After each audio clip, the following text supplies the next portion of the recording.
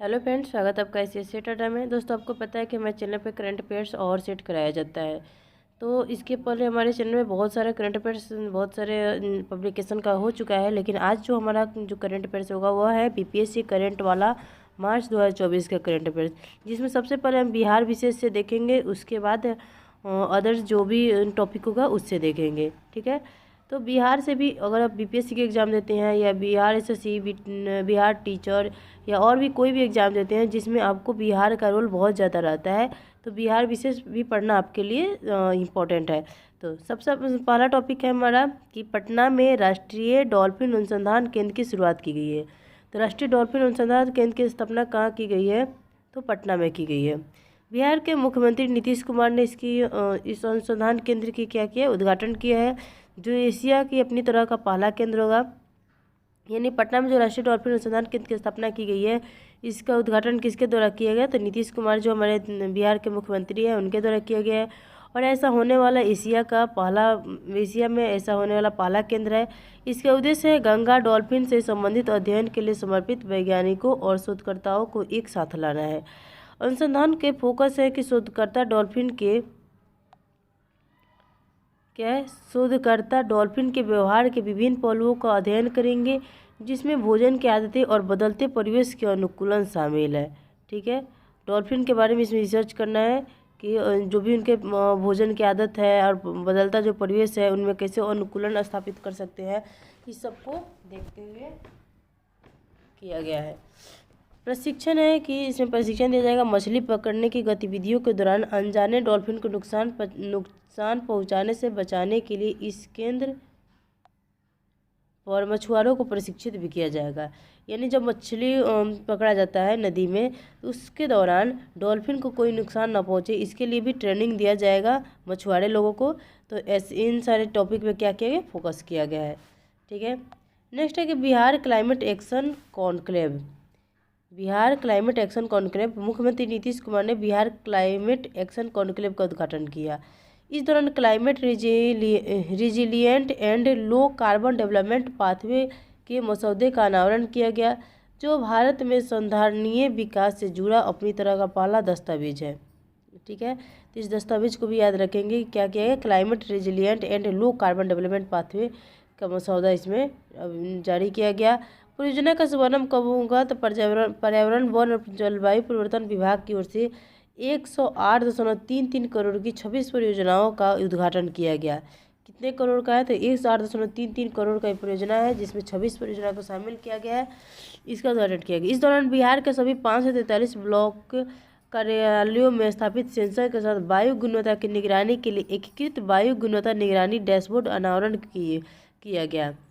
ठीक है, साथ ही पूर्णिया और भागलपुर में बिहार राज्य प्रदूषण नियंत्रण बोर्ड के क्षेत्रीय कार्यालय का उद्घाटन किया गया। तो आपसे पूछेगा कि जो बिहार राज्य प्रदूषण नियंत्रण बोर्ड के क्षेत्रीय कार्यालय, उसका उद्घाटन कहाँ किया गया? तो पूर्णिया और भागलपुर में किया गया है। ठीक है, उसके साथ आपको 543 ब्लॉक में सेंसर के साथ वायु गुणवत्ता है, उसके निगरानी के लिए एकीकृत वायु गुणवत्ता निगरानी डैशबोर्ड का भी अनावरण किया गया है। 3 सारे टॉपिक को याद रखेंगे। और है कि आगे है कि राज्य में जलवायु परिवर्तन समन और अनुकूलन रणनीतियों को लागू करने के लिए हितधारकों को प्रतिबद्ध करें, तो जलवायु कार्रवाई पर बिहार घोषणा पत्र मसौदा जारी किया गया। ये सारे टॉपिक इसमें क्या इंपॉर्टेंट है, आप इसको ध्यान से रखेंगे। जलवायु परिवर्तन पर सरकारी पहल क्या है? तो राष्ट्रीय लक्ष्य में है कि भारत द्वारा वर्ष 2017 तक शून्य कार्बन उत्सर्जन प्राप्त करने का लक्ष्य रखा गया। कब तक? भारत सरकार 2017 तक तो रखा है शून्य कार्बन उत्सर्जन का। और पंचामृत कार्य योजना के अंतर्गत जलवायु परिवर्तन से निपटने हेतु 5 महत्वाकांक्षी लक्ष्यों के लिए प्रतिबद्ध है। पंचामृत पहल क्या है? तो प्रधानमंत्री नरेंद्र मोदी की पंचामृत पहल और में गैर जीवाश्म ईंधन क्षमता बढ़ाना, 50% हरित ऊर्जा मांग को पूरा करना, कार्बन उत्सर्जन को कम करना, वर्ष 2070 तक नेट शून्य का लक्ष्य और हरित हाइड्रोजन का उपयोग को बढ़ावा देना शामिल है। इसमें राज्य के योगदान है जल जीवन हरियाली मिशन जैसी पहलों के माध्यम से जलवायु कार्रवाई का समर्थन, जो जल संरक्षण बढ़ाने और हरित आवरण को बढ़ाने पर केंद्रित है। ठीक है, जलवायु परिवर्तन में सरकारी पहल भी बता दिया गया है। नेक्स्ट टॉपिक है हमारा कि पटना में विश्व स्तरीय तारामंडल का उद्घाटन किया गया है। तो मुख्यमंत्री नीतीश कुमार ने पटना तारामंडल में आधुनिक प्रक्षेपण प्रणाली, पुनर्निर्मित भवन और गेस्ट हाउस का उद्घाटन किया। ठीक है, तारामंडल में क्या किया गया, भूकंप के खतरों का सामना करने के लिए इस बुनियादी ढांचे का सुदृढ़ीकरण किया गया है। विश्वस्तरीय तारामंडल का उद्घाटन किया गया, जो कि नीतीश कुमार के द्वारा किया गया है। नेक्स्ट टॉपिक है कि रवि मनु भाई परमार बीपीएससी के अध्यक्ष नियुक्त किए गए हैं। तभी हाल ही में बीपीएससी के नए अध्यक्ष नियुक्त किए गए हैं। जो पहले थे अतुल प्रसाद, उनको चेंज करके कौन बने हैं, 1992 बैच के भारतीय प्रशासनिक सेवा अधिकारी रवि मनु भाई परमार को बिहार लोक सेवा आयोग यानी बीपीएससी का अध्यक्ष नियुक्त किया गया। उनका कार्यकाल पदभार ग्रहण करने की तारीख से 6 वर्ष या 62 वर्ष की आयु तक जो भी हो पहले होगा उस समय तक रहेंगे। ठीक है, नेक्स्ट है कि बिहार दिवस 2024 का उद्घाटन किया गया है। तो 22 मार्च को बिहार दिवस मनाया जाता है। उल्लेखनीय है कि 1912 में बंगाल प्रेसिडेंसी से बिहार और उड़ीसा डिवीजनों को बिहार प्रांत में विभाजित किया गया था और वर्ष 2024 में बिहार राज्य के गठन की 112वीं वर्षगांठ मनाई गई। तब से एग्जाम में पूछा दिया जाएगा कि कितनी नंबर की वर्षगांठ थी, तो 112वीं नंबर की वर्षगांठ थी। और बिहार राज्य के गठन कब हुआ था, तो वर्ष 1912 में हुआ था इसका गठन।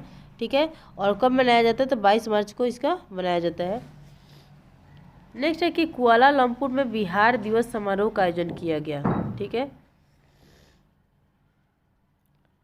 तो 22 मार्च को पहली बार मलेशिया के कुआलालंपुर में 22 मार्च को हमारा जो बिहार दिवस मनाया जाता है, उसी दिन मलेशिया के कुआलालंपुर में भी बिहार दिवस मनाया गया। ठीक है, इस समारोह में राज्य की कला, शिल्प, लोक संगीत और सांस्कृतिक प्रदर्शनियों का आयोजन किया गया। तो अब से एग्जाम में पूछा जा सकता है कि बिहार के अलावा और कौन से देश या इंडिया के अलावा और कौन से देश है जहाँ पे क्या बिहार दिवस मनाया गया है। तो आप मलेशिया में मनाया गया, वो भी मलेशिया के कुआलालंपुर में मनाया गया था। इसमें राज्य के कला, शिल्प, संगीत, लोक संगीत, इन सारी चीज़ों की क्या किया गया, प्रदर्शन किया गया था। नेक्स्ट है कि बिहार में मनरेगा श्रमिकों का वेतन संशोधित किया गया है। बिहार ने वित्तीय वर्ष 24-25 के लिए महात्मा गांधी राष्ट्रीय ग्रामीण रोजगार गारंटी अधिनियम यानी मनरेगा के अंतर्गत श्रम वेतन में संशोधन किया है। बिहार में पिछले वर्ष की अपेक्षा मजदूरी में 17 रुपये की बढ़ोतरी की गई है। तो अब मनरेगा में कितना, 17 रुपये की बढ़ोतरी की गई है। इस प्रकार अब बिहार में मनरेगा योजना के तहत दैनिक मजदूरी 245 हो गई है। तो ये वाला एग्जाम में पूछ दिया जाता है कि मनरेगा के तहत कितना रुपया दिया जाता है। तो बिहार में देखेंगे हर राज्य का, हर क्षेत्र का अपना अलग अलग होता है पैसा। तो बिहार में 245 रुपया अब दिया जाता है, जो कि 1 अप्रैल से शुरू होने वाली आगामी वित्तीय वर्ष से लागू हो जाएगी। हरियाणा और सिक्किम में दैनिक वेतन 374 रुपये है। तो सबसे ज़्यादा कहाँ है, हरियाणा और सिक्किम में, जो जिसमें आपको 374 रुपये दिया जाता है। वहीं अरुणाचल प्रदेश और नागालैंड में देखेंगे तो 234 रुपये है।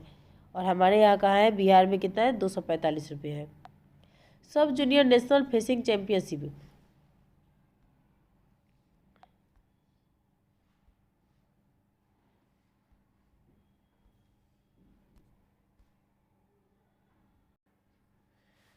नेक्स्ट टॉपिक है हमारा कि सब junior national facing championship.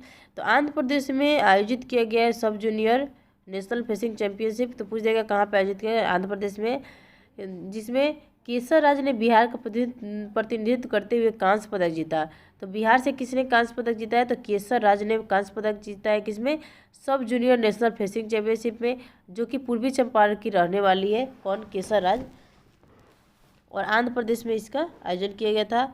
Bihar के ग्रीन हाउस क्या है, बिहार के ग्रीन हाउस गैस उत्सर्जन में वृद्धि का अनुमान कितना है।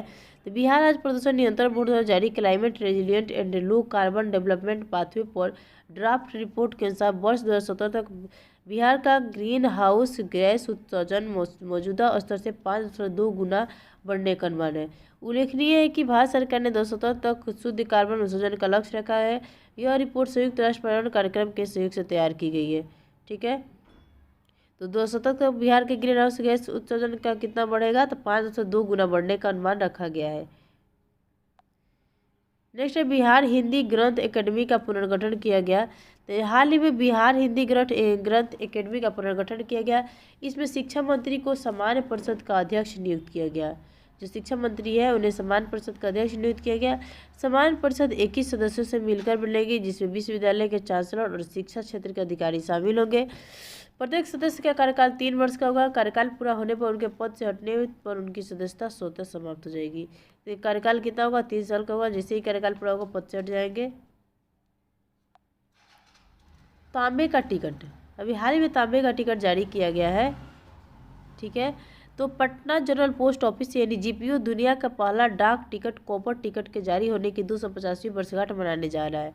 ठीक है, यानी कॉपर टिकट अभी जो मनाया गया है उसका 250वीं वर्षगांठ मनाया गया है पटना जनरल पोस्ट ऑफिस के। यह डाक टिकट मूल रूप से 1774 में पटना, जिसे उस समय अजीमाबाद के नाम से जाना जाता था, से जारी किया गया था। वर्ष भर चलने वाली इस उत्सव की शुरुआत 31 मार्च 2024 से हुई। ठीक है, तो 1774 में जो कॉपर टिकट था उसको जारी किया गया था। अब हाल ही में जो 2024 है उसमें 250वीं वर्षगांठ मनाई गई है। उस समय अजीबाबाद नाम से जाना जाता था पटना को, जिस समय जारी किया गया था कॉपर टिकट। अगला है कि फूल बहादुर, हाँ, फूल बहादुर पहला मगही उपन्यास है। फूल बहादुर के बारे में हमें देखना है। तो फूल बहादुर क्या है? फूल बहादुर एक मगही उपन्यास है जो मूल रूप से 1928 में जयनाथ पति के द्वारा लिखा गया था और इसका अंग्रेजी अनुवाद अभी अभय के द्वारा किया गया और मार्च 2024 में डिब्रूगढ़ विश्वविद्यालय अंतर्राष्ट्रीय साहित्य महोत्सव में इसका विमोचन किया गया। यह कथा बिहार के ऐतिहासिक नालंदा जिले में स्थित बिहार शरीफ शहर पर आधारित है। ठीक है, तब से पूछ देगा कि फूल बहादुर क्या है। तो एक मगही उपन्यास है जो कि जयनाथ पति के द्वारा लिखा गया था और अंग्रेजी में अनुवाद अभय के द्वारा किया गया था और अभी इसके क्या किया गया, डिब्रूगढ़ विश्वविद्यालय अंतर्राष्ट्रीय साहित्य महोत्सव हुआ, उसमें इसका विमोचन किया गया। नेक्स्ट है कि कला और सांस्कृतिक विरासत के लिए, सांस्कृतिक विकास के लिए आम्रपाली प्रशिक्षण केंद्र की स्थापना की गई। तो बिहार सरकार अपनी समृद्ध कला और संस्कृति के संरक्षण और प्रचार प्रसार पर ध्यान केंद्रित कर रही है। इसके लिए राज्य के 38 जिलों में से प्रत्येक में आम्रपाली प्रशिक्षण केंद्र स्थापित किए जाएंगे। यानी 38 जिला जो है उसमें सारे जिले में क्या किया जाएगा, आम्रपाली प्रशिक्षण केंद्र स्थापित किया जाएगा। किसके लिए? जो भी कला और संस्कृति है उसके लिए प्रचार प्रसार के लिए किया जा रहा है ताकि उस पर बच्चों का ध्यान जाए। ये केंद्र संगीत नृत्य संबंधित कलाओं में रुचि रखने वाले व्यक्तियों की आवश्यकताओं को पूरा करेंगे। योजना का कार्यान्वयन वित्तीय वर्ष 2024-25 में शुरू होगा, यानी इस वर्ष ही यह शुरू हो जाएगा और 2026-27 तक ये जारी रहेगा। इन केंद्रों की स्थापना पर कुल व्यय आप देखेंगे तो 10.86 करोड़ रुपये और 2024-25 में होगा और 25-26 में देखेंगे तो 9.34 करोड़ रुपये इसमें व्यय होने वाले हैं। तो चलिए, संस्कृति से संबंधित कुछ तो किया जा रहा है हमारे बिहार में। अगला है कि पटना मौसम विज्ञान केंद्र को उत्कृष्टता के लिए राष्ट्रीय मान्यता मिला। तो सटीक मौसम पूर्वानुमान और सार्वजनिक पहुंच में सुधार के प्रयासों के लिए पटना मौसम विज्ञान केंद्र को देश में सर्वश्रेष्ठ मौसम विज्ञान केंद्र के रूप में सम्मानित किया गया है। तो किसे दिया गया? पटना मौसम विज्ञान केंद्र को देश का सर्वश्रेष्ठ मौसम विज्ञान केंद्र सम्मानित किया गया है। वर्ष 1867 में ब्रिटिश कोर ऑफ इंजीनियरिंग द्वारा पटना मौसम विज्ञान वेधशाला के रूप में स्थापित इस केंद्र को वर्ष 1974 में मौसम विज्ञान केंद्र में अपग्रेड किया गया था। पहले क्या था? ये ब्रिटिश कोर ऑफ इंजीनियरिंग द्वारा पटना मौसम विज्ञान वेधशाला था। क्या था? पटना मौसम विज्ञान वेधशाला था और 1974 में इसे मौसम विज्ञान केंद्र किया गया और वर्ष 2011 में एक उन्नत डॉपलर मौसम रडार द्वारा प्रतिस्थापित किया गया। पटना के अलावा यह पूर्णिया में है, भागलपुर, वाल्मीकि नगर में उप कार्यालयों के माध्यम से बिहार राज्य में सार्वजनिक मौसम संबंधी सेवा प्रदान करता है। 3 सारी जगह पे भी अपना सेवा प्रदान करता है, तो इनको भी याद रखेंगे। और किसको मान्यता दिया गया? तो पटना मौसम विज्ञान केंद्र को मान्यता दिया गया। पटना के अलावा पूर्णिया, भागलपुर, वाल्मीकि नगर, इन सारे जगह पे भी इसका उप कार्यालय है, तो इन जगहों को भी याद रखेंगे। बिहार गौरव सम्मान दिवस मनाया गया। होल्टेक इंटरनेशनल के संस्थापक और सीईओ है डॉक्टर क्रिस सिंह। विप्रो के मुख्य परिचालन अधिकारी अमित चौधरी, मेडिकल ग्रुप के संस्थापक डॉक्टर दिनेश रंजन और न्यूट्रीवेट फार्म केयर के निदेशक अभिनय अतुल। न्यूयॉर्क में इनको दिया गया बिहार गौरव सम्मान, इन सारे लोगों को दिया गया। न्यूयॉर्क में भारतीय महावाणिज्य दूतावास द्वारा Bihar foundation, US East Coast chapter और Bihar Jharkhand association of North America की साझेदारी के अंतर्गत आयोजित एक विशेष कार्यक्रम में उपयुक्त सभी को बिहार विश्व गौरव सम्मान से सम्मानित किया गया है। तो इनके नाम को याद रखेंगे, कौन कौन है? होल्टेक इंटरनेशनल के संस्थापक और सीईओ है क्रिस सिंह। विप्रो के मुख्य परिचालन अधिकारी सारे बिजनेसमैन ही हैं, अमित चौधरी और क्या है, प्राण मेडिकल ग्रुप के संस्थापक है डॉक्टर दिनेश रंजन। और न्यूट्रीवेट फॉर्म केयर के निदेशक है अभिनव अतुल। इन सारे लोगों को बिहार विश्व गौरव सम्मान से सम्मानित किया गया है। नेक्स्ट है कि 11वां बिहार उद्यमिता शिखर सम्मेलन का आयोजन किया गया। हाल ही में एंटरप्रेन्योर्स एसोसिएशन द्वारा पटना के ज्ञान भवन में, कहाँ पे किया गया है, पटना के ज्ञान भवन में 11वां बिहार उद्यमिता शिखर सम्मेलन का आयोजन किया गया। और किसके द्वारा किया गया, तो बिहार एंटरप्रेन्योर्स एसोसिएशन के द्वारा किया गया। और यह पूर्वी भारत का सबसे बड़ा उद्यमिता शिखर सम्मेलन है। BEA की स्थापना 2011 में युवाओं द्वारा गैर लाभकारी स्वैच्छिक रूप से संचालित संगठन के रूप में की गई थी, जो बिहार के लिए उत्साहपूर्वक काम करने के लिए निरंतर प्रयास कर रही है। तो इसका कब किया गया था, स्थापना 2011 में किया गया था। नेक्स्ट है कि रामनाथ गोयनका पुरस्कार। तो बेतिया की मशहूर पत्रकार है मोनिका झा, उनको प्रतिष्ठित रामनाथ गोयनका पुरस्कार दिया गया है।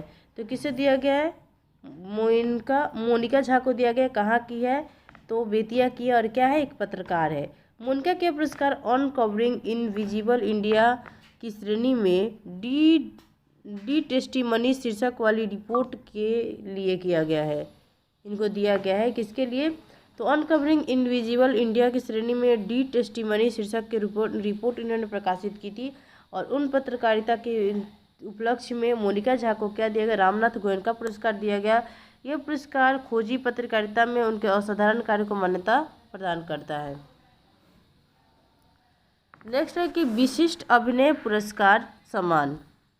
तो 29 सितंबर 1948 को बिहार में जन्मी प्रेमलता मिश्रा को एक अभिनेता के रूप में भारतीय रंगमंच में उनके उल्लेखनीय योगदान के लिए वर्ष 2022 में प्रतिष्ठित संगीत नाटक एकेडमी पुरस्कार से सम्मानित किया गया है।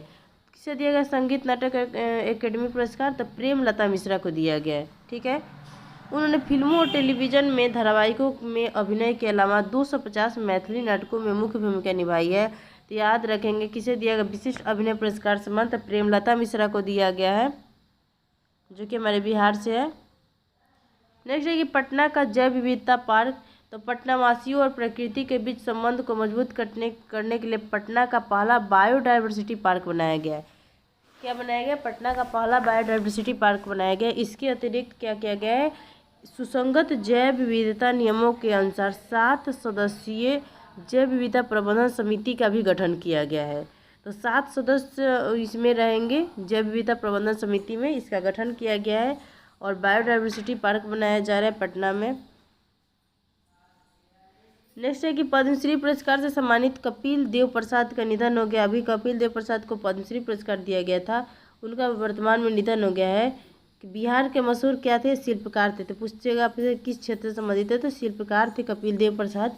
वे नालंदा बिहार शरीफ के 52 बीघा के निवासी थे और 52 बुट्टी साड़ी के प्रसिद्ध शिल्पकार थे। किसके थे, 52 बुट्टी।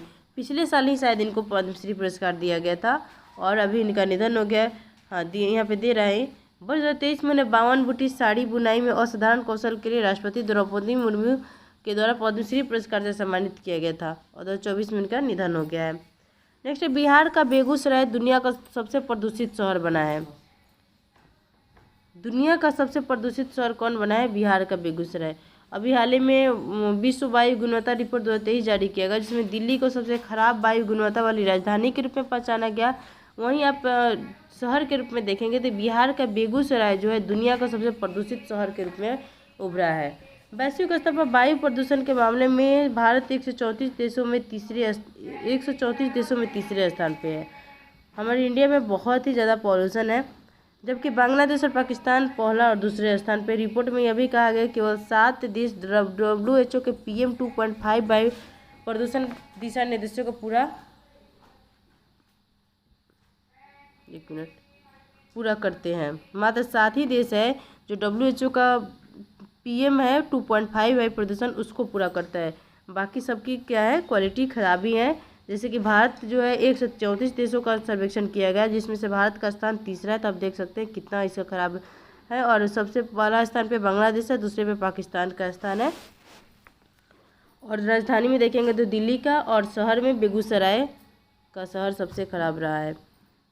बिहार के 7 चरणों में लोकसभा चुनाव। बिहार में कितने चरण में लोकसभा का चुनाव होने वाला है? तो 7 चरण में बिहार में होगा। बिहार में 40 लोकसभा सीट है, जिसमें से 7 चरण में इनमें चुनाव होगा। देखिए आपके एग्जाम में पूछ दिया जाता है, कितना बार पूछा हुआ है कि कितने चरण में एग्जाम हुआ है, सॉरी कितने चरण में क्या हुआ है, चुनाव हुआ है। तो 7 चरण में आपका चुनाव हुआ है इस बार। परिणाम आपको 4 जून 2024 को घोषित कर दिए जाएंगे। भोजपुर की क्या दिया है, अगीगांव। भोजपुर की अगीगांव विधानसभा सीट पर उपचुनाव 7वें चरण पर होगा। यानी सबसे अंतिम चरण कहाँ होगा? तो भोजपुर का जो अगीगांव विधानसभा सीट है वहाँ पे होगा। और यह सीट विधायक मनोज मंजिल को हत्या के एक मामले में दोषी ठहराए जाने के कारण रिक्त हुई थी।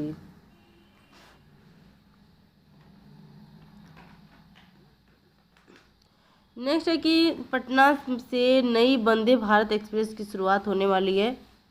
तो देखिए वंदे भारत एक्सप्रेस अब पटना में भी शुरू होने वाली है। तो पटना से 2 नई वंदे भारत एक्सप्रेस ट्रेन का संचालन किया जाएगा। एक आपको सिलीगुड़ी और जो दूसरा क्या है, अयोध्या होते हुए लखनऊ जाएगी। एक आपको पटना से सिलीगुड़ी जाएगी और दूसरा अयोध्या से लखनऊ तक जाएगी। तो वंदे भारत एक्सप्रेस अब हमारे पटना में भी आने वाला है। नेक्स्ट है कि ब्रजेश मेहरोत्रा। अच्छा, ब्रजेश मेहरोत्रा बिहार के नए मुख्य सचिव बने हैं। तो बिहार के नए मुख्य सचिव कौन बने हैं? तो ब्रजेश मेहरोत्रा बने हैं। बिहार सरकार के वरिष्ठ IAS अधिकारी है ब्रजेश मेहरोत्रा, उनको नया मुख्य सचिव नियुक्त किया गया है। वो आमिर सुबहानी का स्थान लेंगे। अप्रैल में इनका सेवानिवृत्त होंगे। अप्रैल में आमिर सुबहानी जो है सेवानिवृत्त हो गए हैं और इनका स्थान कौन ले लिए हैं? तो ब्रजेश मेहरोत्रा नए बन गए हैं बिहार के मुख्य सचिव। नेक्स्ट है कि बिहार सरकार द्वारा भागलपुर और राजगीर में नए हवाई अड्डा का निर्माण किया गया है। तो अभी हाल ही में क्या किया गया, भागलपुर राजगीर में नया हवाई अड्डा बनाया गया है। भागलपुर में मौजूदा हवाई अड्डे का स्थानांतरित किया जाएगा और 6000 फीट लंबे रनवे और एक टर्मिनल भवन का निर्माण किया जाएगा। ठीक है, और राजगीर में भी 6000 फीट रनवे निर्मित किया जाएगा। राज्य कैबिनेट ने निर्माण के लिए जमीन चिन्हित करने की मंजूरी दे दी है। राज्य के प्रमुख शहरों के आसपास नई सैटेलाइट टाउनशिप और ग्रीनफील्ड टाउनशिप विकसित की जाएगी। ठीक है, तो कहाँ पे बन रहा है? भागलपुर राजगीर में नया हवाई अड्डा बन रहा है। नेक्स्ट है कि बिहार में बिहटा, पुनपुन और दानापुर के आसपास टाउनशिप विकसित करने की तैयारी है। टाउनशिप कहाँ कहाँ हो रहा है? तो बिहटा में, पुनपुन में और दानापुर में। राज्य के प्रमुख शहरों जैसे कि पटना हो गया, मुजफ्फरपुर, भागलपुर, दरभंगा के आसपास 2000 एकड़ भूमि पर सैटेलाइट और ग्रीनफील्ड टाउनशिप क्या होगा, स्थापित की जाएगी। ठीक है, इन क्षेत्रों में नागरिक सुविधाओं का विकास होगा। पटना के जिले में आप देखेंगे तो बिहटा में, पुनपुन में, दानापुर के आसपास टाउनशिप स्थापित करने की संभावना है। वहीं कहाँ कहाँ आपको होने वाला है? भागलपुर में भी होगा, मुजफ्फरपुर में भी होगा, दरभंगा में भी होगा, जो 2000 एकड़ भूमि पर सैटेलाइट की स्थापना की जाएगी। नेक्स्ट है बिहार के मुख्यमंत्री नीतीश कुमार का ब्रिटेन दौरा। अभी बिहार के मुख्यमंत्री नीतीश कुमार जो है ब्रिटेन गए थे। तो भारतीय उच्चायुक्त से मुलाकात। नीतीश कुमार ब्रिटेन में भारत के उच्चायुक्त श्री विक्रम दोरईस्वामी से मुलाकात की थी। किसे की थी? ब्रिटेन के जो उच्चायुक्त थे विक्रम दोरईस्वामी, उनसे मुलाकात की। विश्व स्तरीय मानकों के अनुरूप पटना में अब्दुल कलाम साइंस सिटी विकसित करने की योजना पर चर्चा है। तब कहाँ बनेगा अब्दुल कलाम साइंस सिटी? तो आपको पटना में बनने वाला है, जिसके लिए नीतीश कुमार गए थे वहाँ पे ब्रिटेन और भारत के उच्चायुक्त से मुलाकात की। साइंस सिटी का विकास वैज्ञानिक अनुसंधान और नवाचार के लिए बुनियादी ढांचे और सुविधाओं को बढ़ाने पर जोर है। जल संसाधन नवाचार। स्कॉटलैंड में जल संसाधन नवाचारों के अध्ययन के साथ उन्हें अपनाने के बारे में चर्चा की गई। बेहतर जल प्रबंधन के लिए बिहार में भी इसी तरह के प्रयोग लागू करने का विचार चल रहा है। नेक्स्ट है कि बिहार के मुख्य सचिव राज्य विद्युत नियामक आयोग के नए अध्यक्ष बने। तो आमिर सुबहानी जो थे अभी वर्तमान बिहार के मुख्य सचिव थे रूप में कार्यरत है। अब उनको बिहार विद्युत नियामक आयोग के क्या बना दिया गया? अध्यक्ष बना दिया गया है। और अभी अपने ब्रजेश मेहरोत्रा जो थे वो बिहार के नए मुख्य सचिव बने हैं इनके स्थान पे। और आमिर सुबहानी क्या बन गए हैं? तो विद्युत नियामक आयोग के अध्यक्ष बन गए हैं। और इनकी अवधि जो होगी 5 वर्ष या 65 साल, जो भी इनकी सबसे पहले आयु होगी, या तो 65 साल हो जाए या नहीं तो 5 वर्ष पूरे कार्यकाल तक ये अपने अध्यक्ष पद पे बने रहेंगे। नेक्स्ट है वाल्मीकि टाइगर रिजर्व। तो बिहार का एकमात्र बाघ अभ्यारण्य है वाल्मीकि टाइगर रिजर्व। भीषण गर्मी के कारण यहाँ पे क्या हो गया था? जंगली जानवरों को पानी उपलब्ध कराने के लिए हरित ऊर्जा का उपयोग करता है। ठीक है। सौर ऊर्जा चालित पंपों का उपयोग। इस अभ्यारण्य में बाघों और अन्य वन्य जीवों को नियमित रूप से पानी उपलब्ध कराने के लिए लागत प्रभावी और पर्यावरण अनुकूल सौर ऊर्जा संचालित पंप स्थापित किए गए हैं, ताकि वहाँ के जो भी जानवर है उन्हें पानी की उपलब्धता हो सके और भीषण गर्मी से वो बच सके। ठीक है, तो मिलते हैं नेक्स्ट वीडियो में। टॉपिक 1 हमारा कंप्लीट हो चुका है। जाते जाते चैनल को लाइक, सब्सक्राइब और शेयर जरूर करें। और नेक्स्ट टॉपिक में हम पढ़ेंगे भारतीय विरासत और संस्कृति से संबंधित, जिसमें आपको संगीत, नाटक, एकेडमी पुरस्कार और भी सारे और जो भी कल्चर से संबंधित है वो सारे टॉपिक होंगे। और बिहार करंट अफेयर्स का ये मार्च का करंट अफेयर्स था, जिसमें कि आपको बीपीएससी करंट वाला का एक करंट अफेयर्स था।